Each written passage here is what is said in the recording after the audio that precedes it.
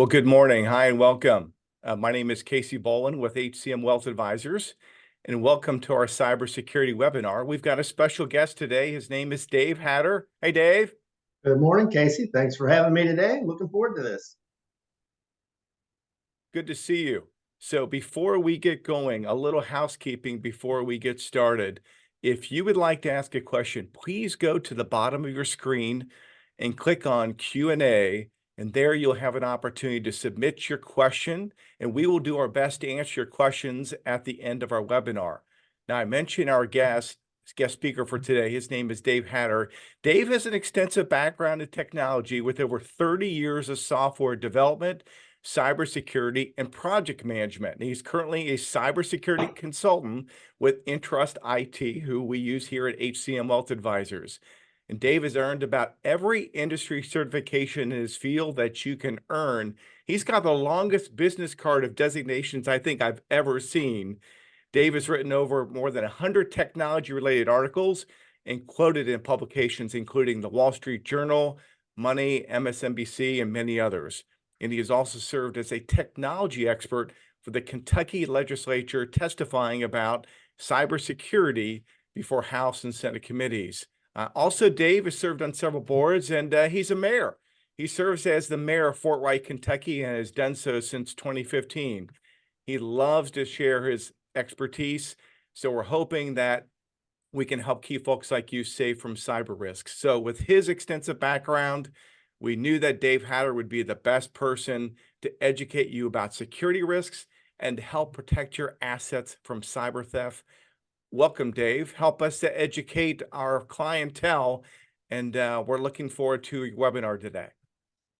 Well, thanks for that great introduction, Casey. First off, Happy New Year to everyone. And I just want to say kudos to the whole HCM team. I mean, I think this is a great value-added offering you provide for your clients, because as folks are going to see when we get into this here momentarily, cyber attacks are on the rise. They're increasingly devastating. And thanks to AI-fueled attacks, some of which I'm going to talk about specifically and even try to demonstrate a real example, you'll see that there's never been a better time for cyber criminals and a worse time for folks who don't really understand the threat landscape out there. So with that, I'm going to turn off my camera, jump into this slide deck. We'll go through it. I'm happy to answer any questions, but really want to focus on the most common types of fraud you're likely to see as an individual. And again, I think this is a great service HCM is doing for you clients out there. So with that, let me stop the video, share my screen, and we will jump right into this thing. Hopefully this is going to cooperate. And let's see, PowerPoint. There we go, from the beginning. So I always like to try to level set with folks, and hopefully everybody can see that. If you're having any issues, let me know. But kind of where we are, as I mentioned, the threat landscape is constantly changing. The bad guys are very smart. And frankly, they're leveraging a lot of free tools and low-cost tools out there to fuel their attacks, which make them a lot more effective and, frankly, a lot more efficient. They can hit a lot more people. Why is all this happening now? I've already touched on a couple of these things. Again, we see increasing use of technology in every facet of our life. And unfortunately, a lot of access to tools to fuel these bad guys, and they make a lot of money. And then delve a little bit into the most likely threats you're going to run into as an individual. And then some common defenses. What can you do to protect yourself, your family, and your assets from these attacks? And then I'll be happy to answer any questions. So with that, let me kind of explain where we are. This Statista is a great resource for any kind of statistics you could possibly want. If you look at the footnote down there, you'll see they compiled this data using information from the FBI and some other organizations. I want to point out, and I've got a link at the end of this slide deck, which everyone can have, that's got a bunch of resources. Including the Internet Crime Complaint Center. So IC3.gov, Internet Crime Complaint Center, is an FBI website where they compile a lot of statistics and also have a lot of useful tips that will be helpful to you after this presentation.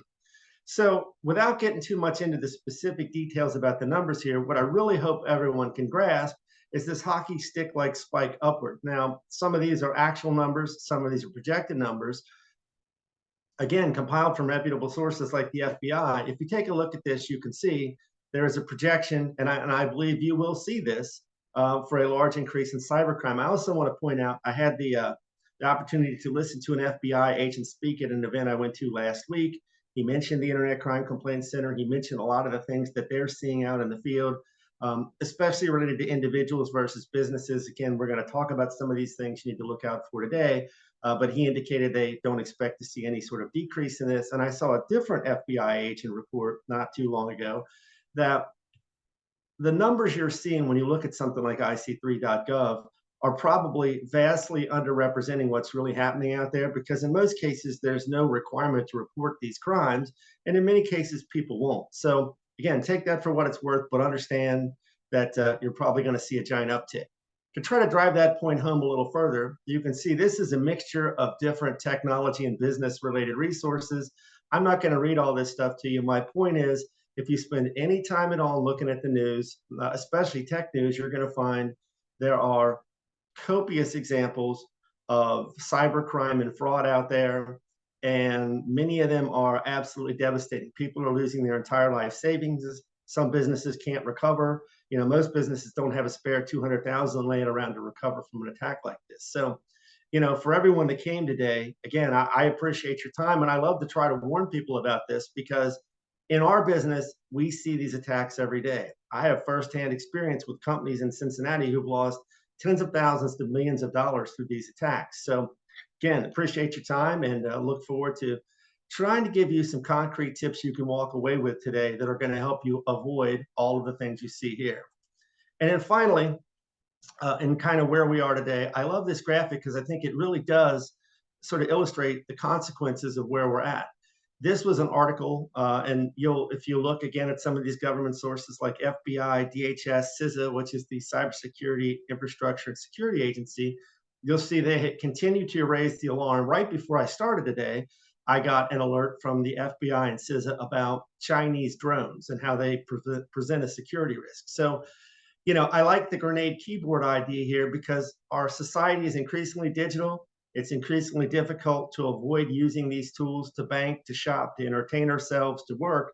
And as a result of the fact that we're increasingly digital, we spend more time online, et cetera, it opens up more attack vectors for the bad guys. It's never been easier for them to get to people and use advanced techniques like social engineering and spoofing, which we'll look at specifically here in a minute, to help figure out how to steal your money. So with that, let's talk a little bit about, we talked a little bit about where we are, how we got here. So again, I won't read this whole chart to you, but the intent, and this comes out every year, is to give you some kind of rough estimate. Obviously, no one really knows these specific numbers, but the amount of time people are spending online. So every minute of the day, there are 16.2 million texts sent. There are 44 million people viewing Facebook live streams. There are 5,755,000 tweets sent. So again, I'm not going to read all of these things to you, but if you go back and look at this chart over time, you'll see these numbers continue going up. And if we ran a room together, I would ask for a show of hands, just anecdotally, how many people in this event today spend less time online than they did, let's say, 5 years ago. And I'm sure the answer is none of you, right? Again, we're shopping, we're working, we're doing everything online now. It brings a lot of convenience. It has a lot of benefits, but it also has this additional downside that it makes it easier for the bad guys to get to you, and it makes it easier for them to leverage tools that help them steal your money. And another reason why we're here, it's partially the tools. So in this slide, what I'm trying to illustrate here is it's never been easier for bad folks, bad actors out there to have access to tools and resources that fuel their attacks. 5-10 years ago, if you wanted to set up a server farm and launch large-scale phishing attacks, you'd have to make a capital investment in that. You'd have to buy servers, software licensing, et cetera. Now, thanks to the cloud, you can, and this is an example of a website in Hong Kong where you can literally spin up a server and use it for 30 days for free.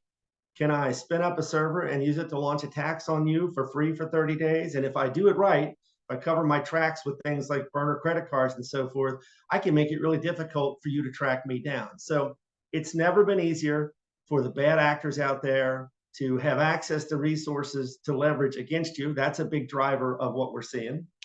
You also have a scenario where now it's never been easier for them to collect your money. Ransomware as an attack tactic has been around for a long time, going back to when you'd have to put a check in the mail and mail it to someone. Now, thanks to cryptocurrency, namely Bitcoin, but others like Monero and Doge, it's relatively easy for the bad guys to get to your money. Now, they'll also be happy if they can steal your credentials to break into your bank account and just steal the money. But the fact remains that cryptocurrency is making it easier for them to get at your money. And then another thing that's driving all of this is encryption. I'm going to talk about encryption more specifically towards the end of this, but encryption is a powerful technology that cuts both ways. It allows you to protect your data by encrypting it so that even if bad actors can get to it, they can't use it. But the flip side of that is it creates a powerful weapon for them, because once they've encrypted your data, unless you pay the ransom or whatever else it is they're looking for, you're out of luck. So again, encryption is a powerful technology that cuts both ways, but it's definitely fueling these attacks. And it also makes it easier for them to cover their tracks, impersonate, and spoof you. Again, we're going to look at some of these things specifically here momentarily. So another thing that's driving the attacks out there, you have an ever-changing field of actors with different interests, different skill sets, different capabilities that are coming after you and or your organization. So what this is attempting to show is from your recreational hacker, the guy in his mom's basement who's just kind of playing around, not necessarily looking to do damage, but might, all the way up to state-sponsored actors. In the business, you will often hear the term APT, Advanced Persistent Threat. So if you're watching the news and you hear someone talk about advanced persistent threats coming out of, let's say, China, Russia, Iran, North Korea, they're sort of the axis of evil, if you will, for cybercrime. That's what they're talking about. In many cases, these are military organizations that essentially have unlimited time and unlimited money. In many cases, they're looking to steal industrial secrets. It's industrial espionage, but they'll be happy to steal your money. I saw an FBI presentation where they said they believe North Korea is stealing more than $2 billion a year that they're using to fund their government and their military operations. Yes, they're stealing it from businesses, but they're also stealing it from individuals like you. So again, when you say, well, I'm just one person, why would someone come after me? They want to steal your money. At the end of the day, this is mostly about money. When you get up here to the upper end of this scale, sometimes it has other motivations. It's really interesting if you look at like China's latest fighter planes. They look very similar to the most recent US fighter planes. And it's because China, of course, is doing their best to steal military secrets and industrial secrets. Why invest billions of dollars in research and development when you can just steal our work and use it, right? So again, you've got this spectrum, this continuum of different capabilities, but all of them, generally speaking, are happy to steal your money, and they will if you make it easy for them. And that gets us to the next slide. As crazy as this will probably sound to most of you if you don't follow this space carefully, there are literally gangs of people out there now, almost always offshore, so they can't be prosecuted or are difficult to prosecute, because a lot of this originates in countries where either A, they turned a blind eye to it, or B, North Korea, for example, are complicit in it. They're using the funds that they rake in through theft from folks like you, businesses out there, to fund their operations. There are gangs now who will write software, it's called cybercrime as a service, and literally rent it to people who want to launch the attacks. So I know that probably sounds crazy. It's a real thing. You can easily find examples of that if you look online. So again, the bad guys have access to tools and capabilities they would not otherwise have. And AI is a big part of that. I'll get to that in a minute. And then this is generating huge amounts of money.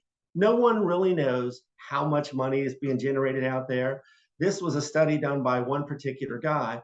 Again, you can look at any source, especially US government sources, and see criminals are making gigantic hundreds of millions, if not billions of dollars from this. If you go back and look at the World Economic Forum Global Risk Report from 2020, they expect these numbers to hit somewhere around 10.5 trillion annually by 2025. So it's a gigantic amount of money. And again, look in the news, you will rarely find examples of prosecutions for these crimes, because the vast majority of the serious crime anyway is coming from offshore and places that are complicit in it, or at least ignoring it. And then the last thing that kind of gets us to where we are, last couple of points actually, the Internet of Things. So I'm going to talk about this more specifically in a minute too. But the Internet of Things, so-called smart devices, things like your smart doorbell, your smart refrigerator, your smart TV, etc.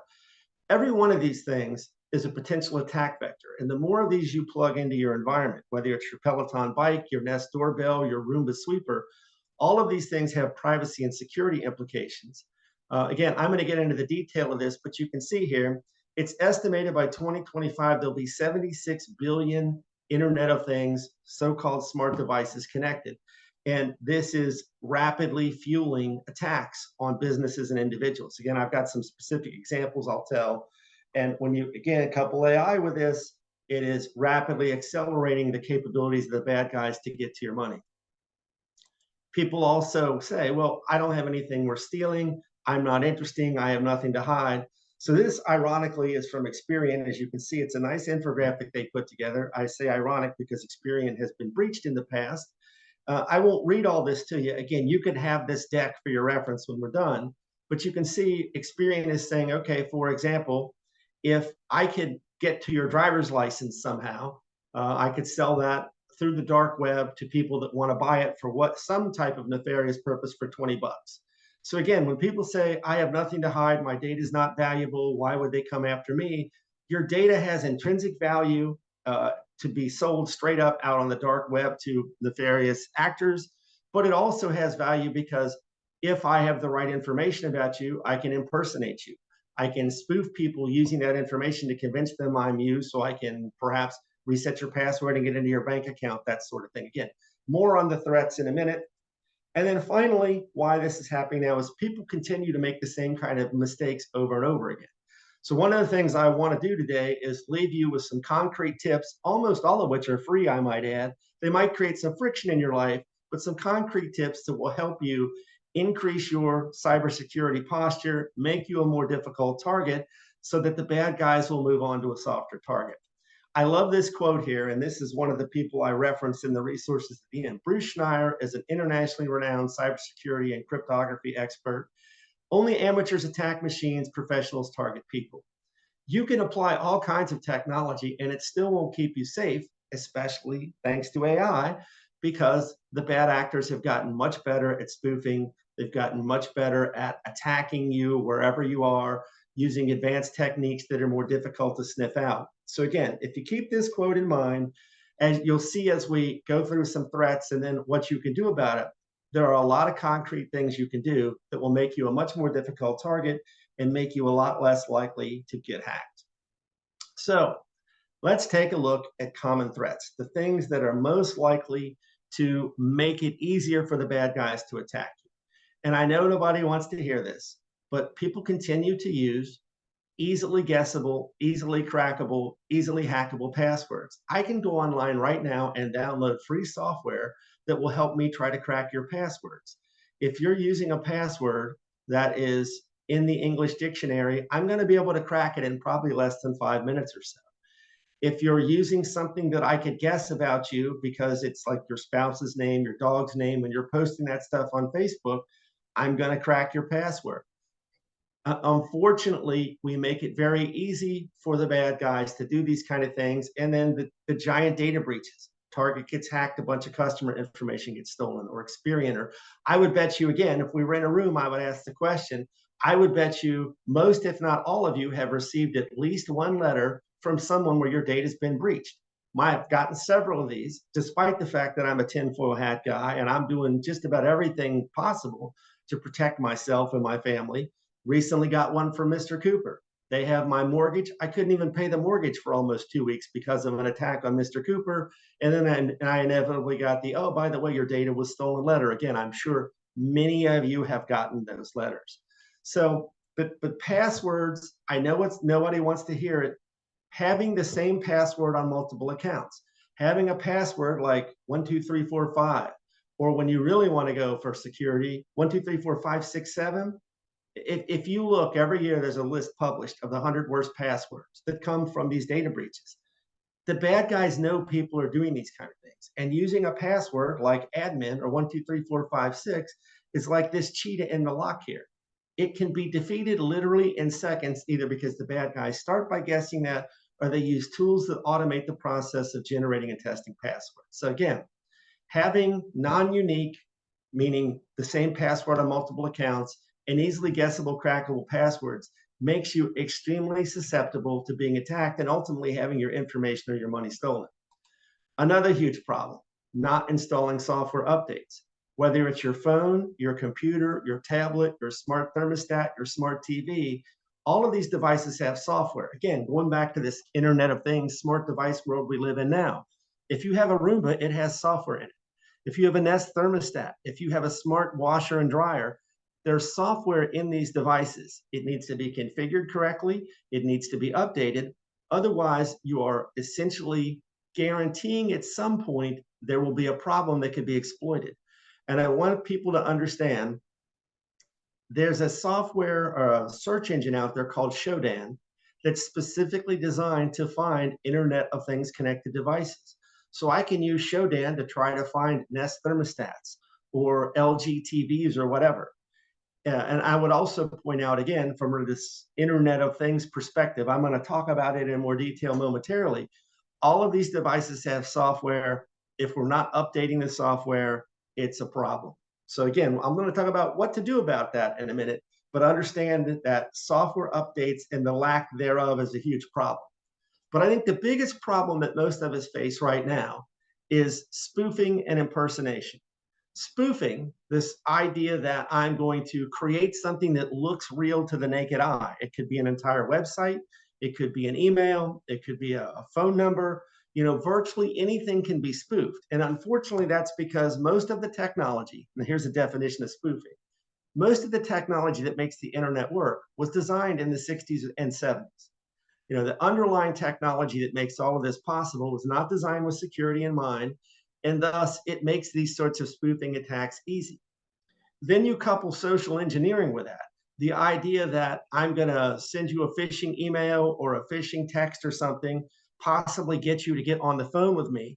If you're not aware of this story, there were 2 casinos that were recently hacked. In one case, they actually took the time to look up the name of an employee at that casino and then pretended to be that employee, called the help desk there, and used that as a way to get into the system.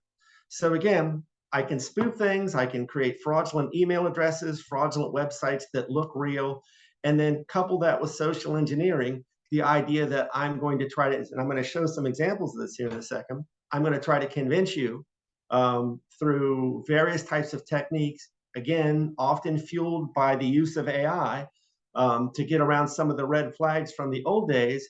It makes it extremely difficult for the average person who A, isn't aware of these things, and B, doesn't have a nerdy friend like me with a tinfoil hat warning them about them all the time, to fall victim to this stuff. So let's take a look at some examples. This is an email I received to my Mayor account. And as you'll see here, it's not, the spoofing is not that great. Jessica17 at yahoos-mail.com. Well, I can look at that and tell you that's a bogus email address. But if you're not as nerdy and clued into this stuff as me, maybe you won't notice that the email address looks a little bogus.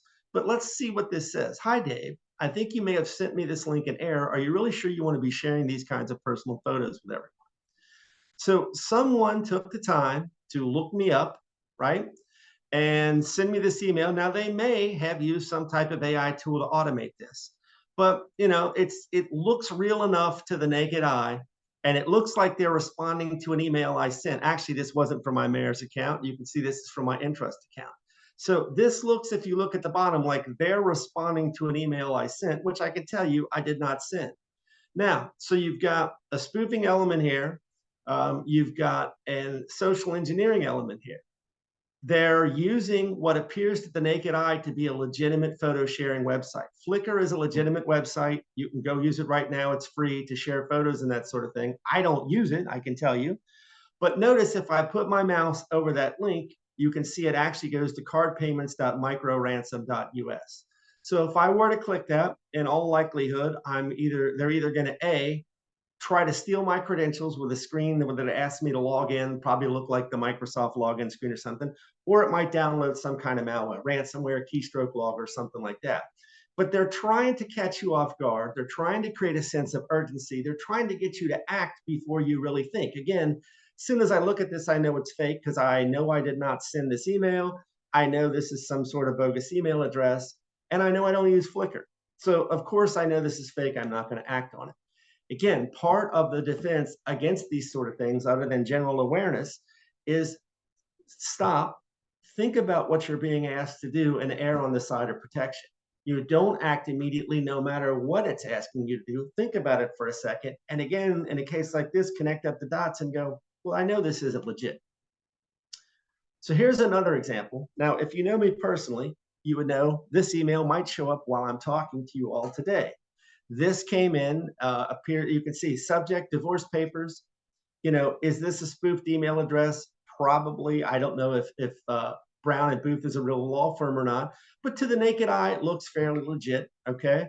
Then you can see here, Dave, my name is Keith Booth. I'm a senior partner at Brown and Booth. Your spouse has contacted me to prepare the divorce papers. Here's the first draft. Please contact me as soon as possible. And then this looks like it goes to some kind of Word document, right? And you can see when I mouse over it, it actually goes to add2.password.land. So one takeaway from this is if you're using a full-blown computer, and this is one of the reasons why I generally would only ever click on anything when I'm using a full-blown computer and not a smartphone or something like that, is I can mouse over any link. Don't click it. I just mouse over it, let the mouse pause or hover as it's known in the business, and it will show me where it goes. So this is a strong red flag, no matter how good the AI might be in creating the messaging and how good they spoof the email. If what it shows you to the naked eye does not align with where it seems to go, that is a very strong red flag that you should not click that link, okay?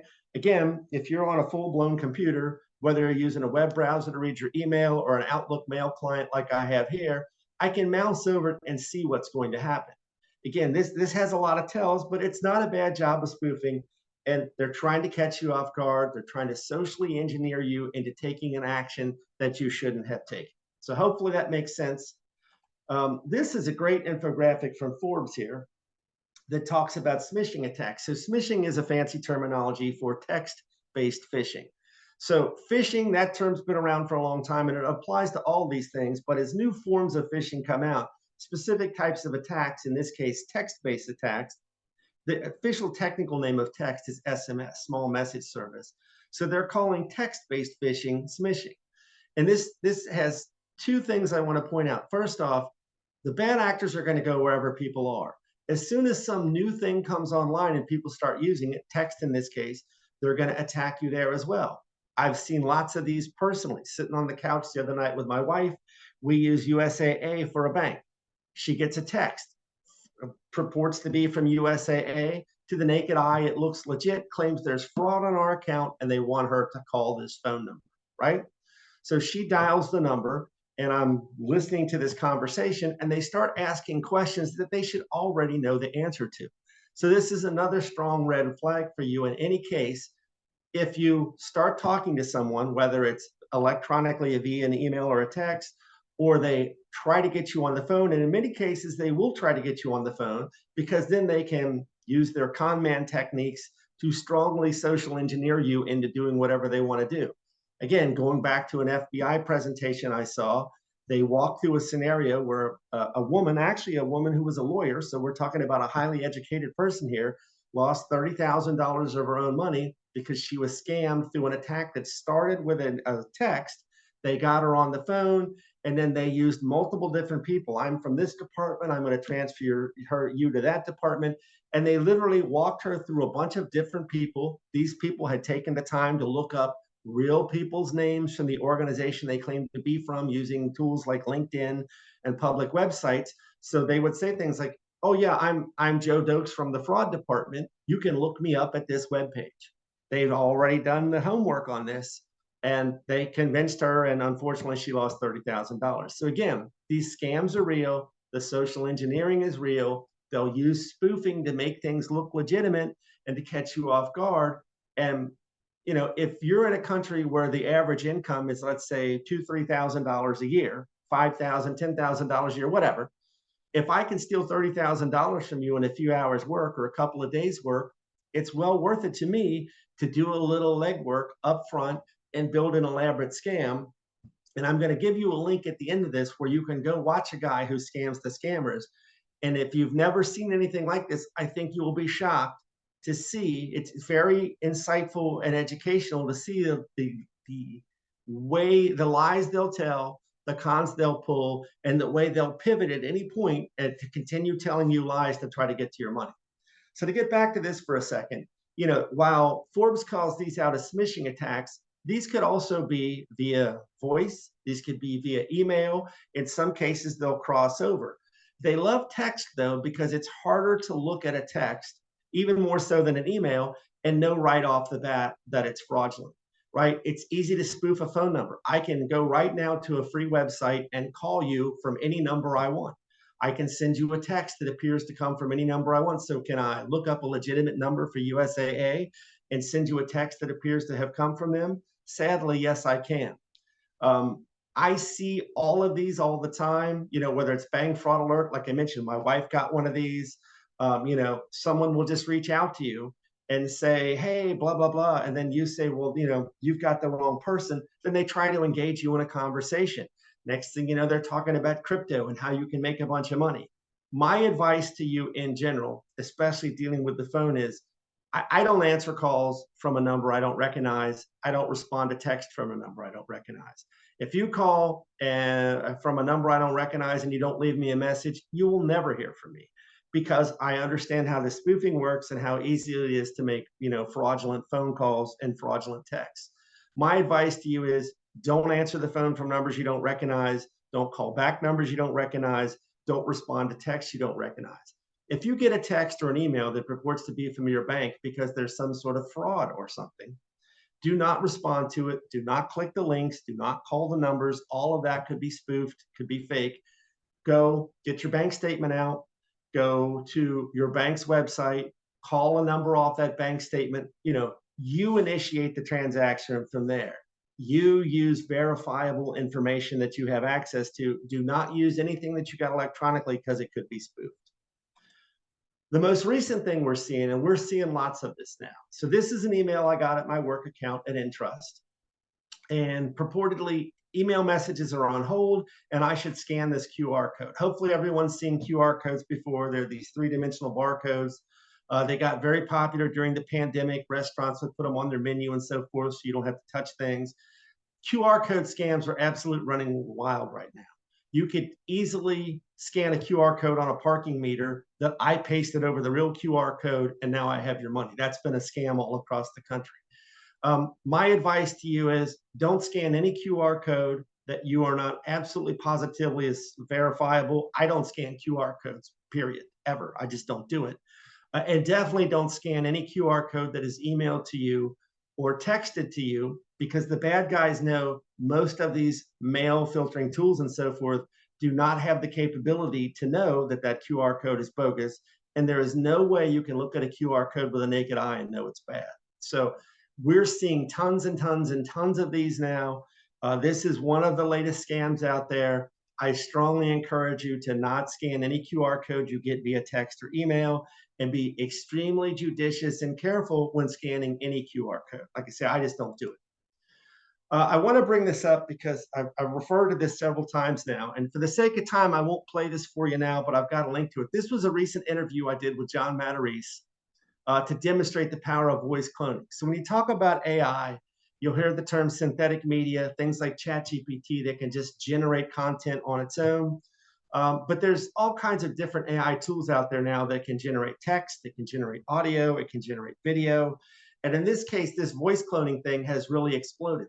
If you go back earlier and look at one of the articles I posted there, $35 million was stolen from a bank in the UAE, and part of a very elaborate scam that involved phishing and some other attacks used voice cloning of a bank director's voice to authorize the transfer of funds.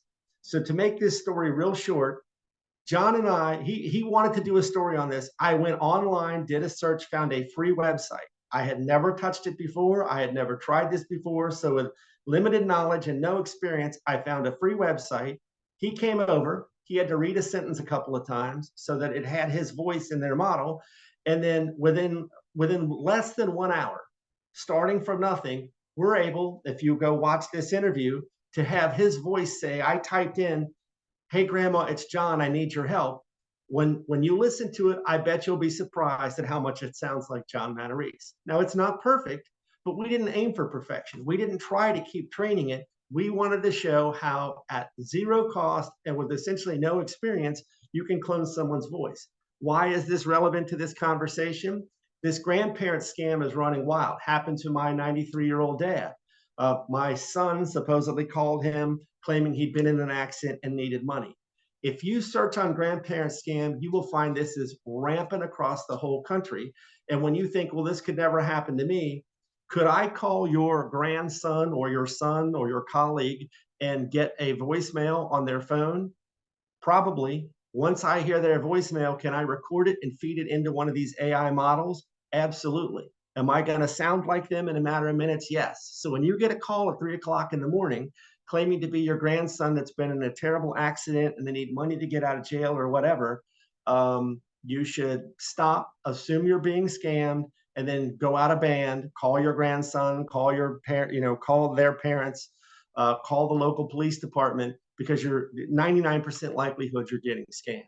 Again, I strongly encourage you to look into this. I think you will find the examples that are out there shocking. And the whole point of us doing this was just to demonstrate how easy it is. AI related fraud thanks to deepfakes. Again, whether it's political as we head into the election, whether it's someone getting your voice from your voicemail and calling your bank, or calling HCM, or calling someone and pretending to be you, whether it's you getting a call from someone else pretending to be, a colleague or a family member or something. This is real. It's happening right now. And I think you're going to see an enormous wave of fraud as a result of this technology. And I mean, the bottom line is you really, at this point, can't believe anything you see or hear. You have to stop. You have to think.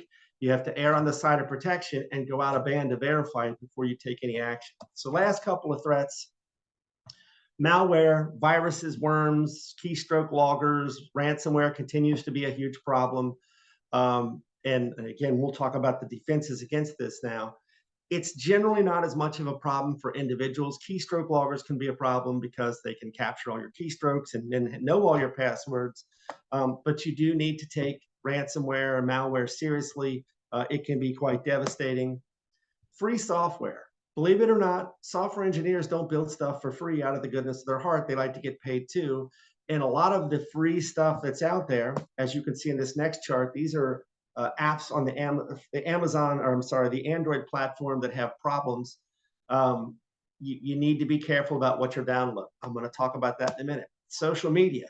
While there's no inherent issue with social media, if you use it, you need to be careful about the information you're putting out there, because the bad folks can use it to spoof you, fool you, or impersonate you, right? So be judicious in your use of social media and the information that you're freely sharing. I mentioned this before, the Internet of Things. I despise the Internet of Things and these so-called smart devices. Most of them are privacy and security dumpster fire. They're trading your privacy and security for ease of use, speed to market, and market share.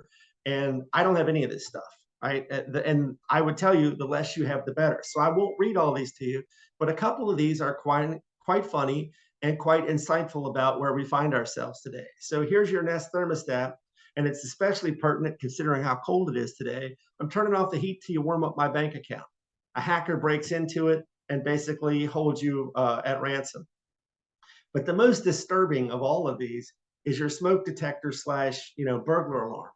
$30 in Bitcoin, and the next time I smell smoke, I might just let you sleep.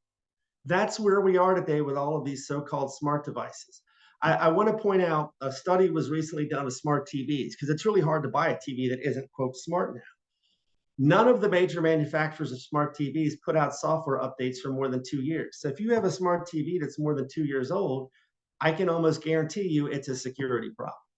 So not a big fan of the Internet of Things or these so-called smart devices. I would encourage you, and we could talk about this specifically in the Q&A if you want, I would encourage you to get rid of as much of this stuff as possible. It is possible in some instances to set it up securely and manage it securely, but in many cases, it's beyond the capabilities of the average person to do so. So you're just better off without the stuff. So, all right, what can you do about all this stuff? I know I've hit you with a lot of information. Again, you can have this deck. It's got a bunch of resources at the end that will help you stay up to speed on this stuff. I know it probably feels like this guy here who's getting blasted in the face with his fire hose.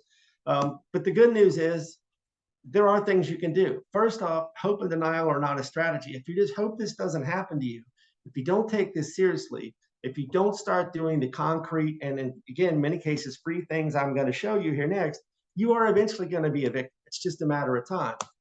And you don't need to be scared. You need to be prepared. So here's what you need to know. This is from it. Every year, Microsoft puts out a big report about the state of cybersecurity and what you need to know. And this is from their most recent report.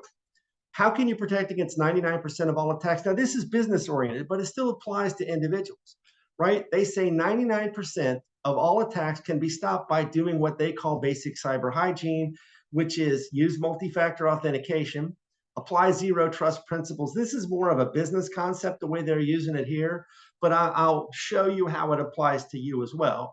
And it's really that idea of I'm not going to trust anything, I'm going to verify everything. Use extended detection response. That's fancy speak for antivirus software. Keep up to date. Apply software updates. Make sure your devices are being updated, and then protect your data, namely with encryption.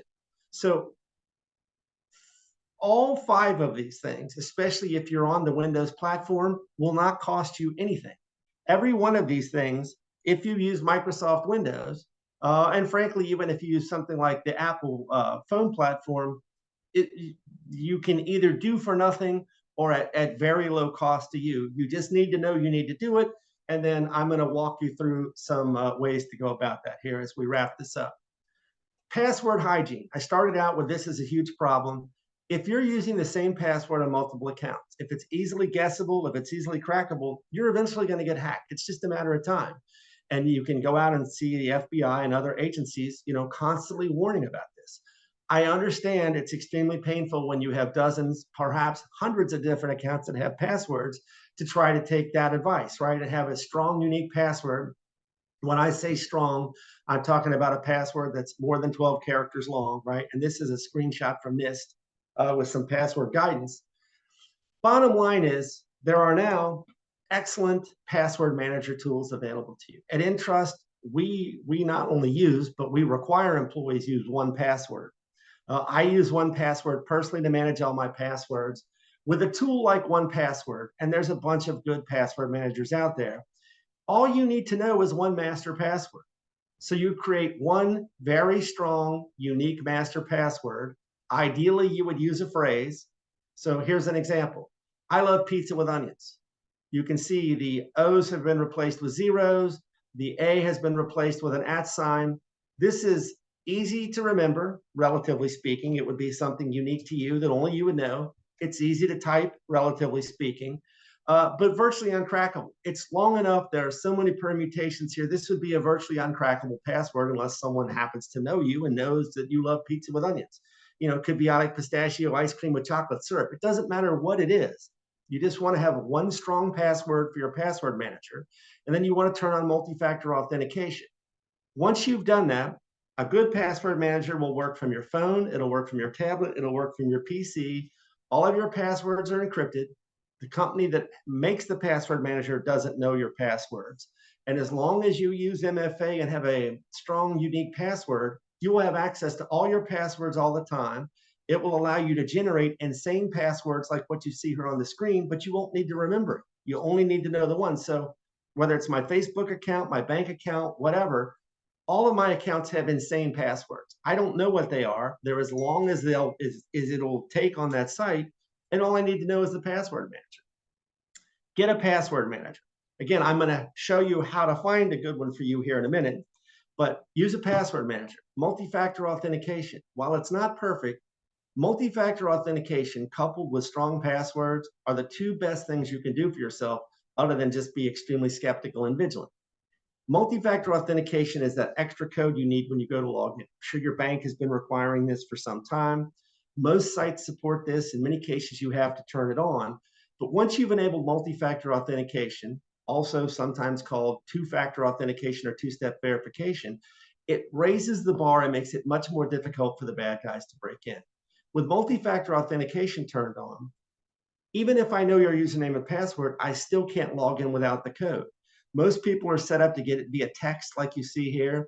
It's even better if you use an authenticator app like Authy. Again, I've got links to this stuff at the end. With an authenticator app, If you want to break into my accounts, you literally have to have access to my phone. You have to be able to unlock my phone, and you have to be able to open the Authy app to get the code. The code is not sent to me via text. It's integrated with a specific app. So it's raising the bar that much higher.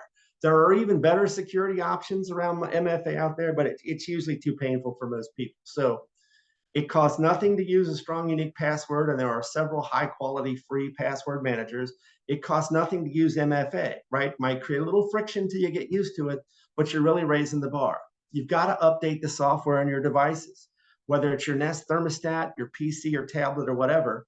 Whenever possible, you should try to automate this process. With Windows, you can set it up so that it will automatically connect to Microsoft and download the updates. Apple phone, Android phone, etc. You can set that up so that it happens automatically. The problem with these Internet of Things devices, and one of the reasons why I don't like them, is it's usually very difficult to figure out how to do that, and it may not even have that capability. So you have to know, I got to go into my thermostat or doorbell or refrigerator or whatever and install those updates. If you just do these first three things, strong, unique password, MFA on all your accounts, and software updates, you've checked three of Microsoft's main boxes, and you are going to be vastly more secure than the average person. You're going to raise the bar high enough that in most cases, the bad guys are going to move on to a softer target. So last few things here, endpoint protection. Again, this is fancy computer speak. You can see lots of different names are used for this now. It's antivirus software. This is a chart from Gartner, a well-known industry think tank, showing you who the popular antivirus vendors are. Notice Microsoft is at the top. If you have a Windows-based PC, it's got built-in antivirus. You just need to make sure it's turned on and getting updates from Microsoft. Again, updates are critical. If you have other devices, there's great antivirus software out there. Again, I'm going to show you how to figure out what you can use in a second. Firewall. Windows comes with a built-in firewall. Firewall, in short, is a software or hardware product. I'm talking about software here on an individual basis. Most companies would have a hardware-based product that allows you to make it easy for you to do what you want, but hard for the bad guys to get into your systems. Any device that supports a firewall should have one. Again, it's built into Microsoft Windows 10 and 11. It's free. You just need to make sure it's turned on. So again, everything we've talked about here so far, with the possible exception of Password Manager, is free. Last couple of things. Backup. You need to back up your data. It's the best defense against ransomware. There's all kinds of good options for this now. Even if you just have a Microsoft 365 account, you can turn on OneDrive and it will at least make copies of your data out in their cloud. You can go buy an external drive and plug it in. You can see the backup rule of 3-2-1 here. 3 different versions of your data on 2 different media, like a hard disk and an external hard disk or the cloud, and then ideally one off-site. Backup helps protect you from mechanical failure as well as cyber attacks. Never been easier. And again, there are essentially free or extremely low-cost options to do this now.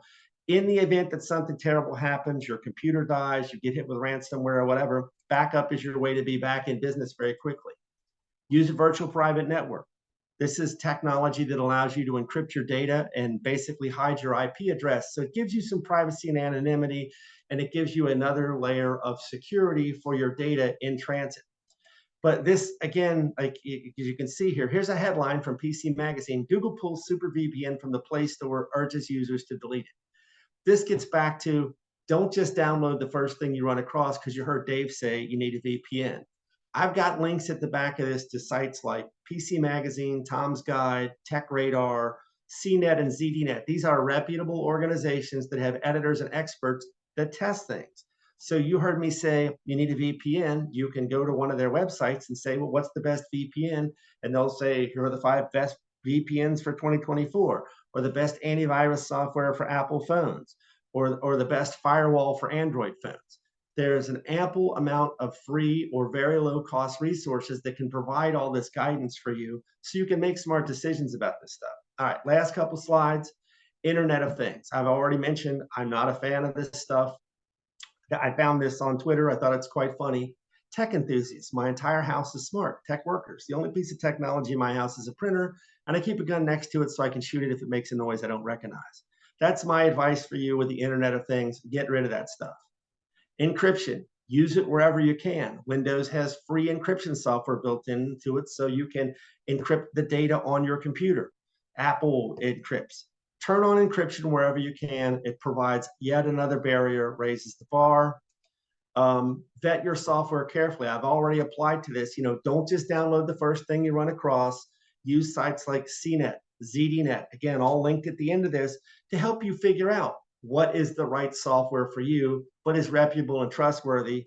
And then finally, Secure Before put together this nice infographic that kind of recaps what we talked about. Use strong, unique passwords, turn on multi-factor or two-factor authentication, keep your software up to date, use a reputable software suite, antivirus firewall, right? Again, in Windows, it's free. Use a VPN. Be aware of the scams that are out there. Sadly, they change all the time, and AI is rapidly accelerating them. Use a firewall. Avoid public Wi-Fi. We didn't really talk about that in detail. Back your data up, and then stay educated, which kind of gets me to the end here. Unfortunately, the bad guys are very creative. They're very devious. They're very smart, and they change their tactics constantly. They go where people are. They leverage the tools that are available out there. So to a certain extent, you really have to stay on top of this. I think it's great HCM put this together. Again, happy to give you this slide deck, and I'm easy to find. But here are some great resources that will help you stay in the know. These are all Twitter accounts that I follow. Most of these are not super technical. I mentioned this Kit Boga guy. You can follow him on Twitter. He has a website, which I've linked on the next slide, and a bunch of links to these various things we talked about. He is a scam the scammer guy. He literally gets paid to through his YouTube channel. He gets scammers on the line. He sees how long he can keep them on there. And in my mind, he's doing society a great service because he wastes a bunch of their time. Sometimes he'll have them for 4 or 5 hours on there before they realize he's scamming them. And it's also really instructive to people who think this could never happen to me, to see the lies these folks are telling and the extent they'll go to try to steal people's money. So you got a little time to kill. It can also be quite funny. I encourage you to check out Kit Boga, but here's links to CNET and so forth. And then lastly, this is a well-known international cybersecurity expert, Mikko Hipponen. I love this quote because I think he's spot on the money. We're no longer securing computers, we're securing society. My system connects to your system, connects to their system. Everything is digital. We're spending all our time online now. Things that we do can cause downstream consequences. We're all in this together. We all need to work together. So with that, I appreciate the opportunity to talk to you guys today. Another great quote here from General Nakasone. And just in case you're wondering, that's me in the tinfoil hat they made for me at the office. And just because you're paranoid doesn't mean they're not out to get you, because they are. So I'm happy to answer any questions. Appreciate this opportunity. And all my contact information is on the next slide. I'm easy to find and happy to help. And with that, I'll turn it back over to you, Casey. Thanks, Dave. It's amazing. The information you shared, it seems like it's a scary world out there. And, it seems like you're being attacked on all fronts. And I mean, so many things that you touched on today, I see, and you see firsthand all the time. I'm constantly getting texts all the times that are fake. I've had 2 emails just in the last week that happened to get through at work. One was a DocuSign, and I didn't, didn't recognize the provider. And it's just amazing how many different things, the ways we're being attacked today. So it's really hard sometimes, I think, for people to know what to do and to protect themselves. It's scary. It really is scary, Casey. And I mean, yeah, the DocuSign thing. The bad guys are going to leverage legitimate tools to add an air of authenticity, right? To create that legitimacy. They're going to throw in some social engineering to try to catch you off guard and get you to act. And I really can't stress enough, part of your best defense has nothing to do with technology. And it's a super healthy dose of skepticism and vigilance and being willing to stop and say, well, that's funny. I don't remember asking for this document. I didn't send an email about Flickr to someone. It's stopping and thinking about it, not clicking those links, not calling their phone numbers, because in many cases, the worst thing you can do is get on the phone with one of these scammers. And if you don't believe me, watch that Kit Boga channel. They will tell you any lie. And Wow. again, they'll have people set up. Well, I'm going to transfer you to Department X. And when you talk to Department X, the scammer is part of the scam. They've already looked up this person's name on a real website. Oh yeah, go to this guy's LinkedIn profile. That's me. They're very Wow. smart. And I'm having law enforcement people telling me they're seeing this stuff all the time. So yeah, sadly, you got to be very skeptical. very vigilant. And if you just do these simple things, again, you're going to be vastly better prepared and a lot less likely to be hacked than the average person. Well, thank you, Dave, and thank you everyone for attending the webinar today. We will make these slides available and with all the great links and all the information that Dave included on here and to help protect you and keep you safe. So Dave, thank you again so much for your valuable expertise and time in helping our clients. My pleasure. Thank you, Casey. And again, I think it's great you put this together for folks and stay safe out there, folks. It's a crazy world and getting crazy. All right, thank you, Dave, and thank you everyone again for attending and have a wonderful day.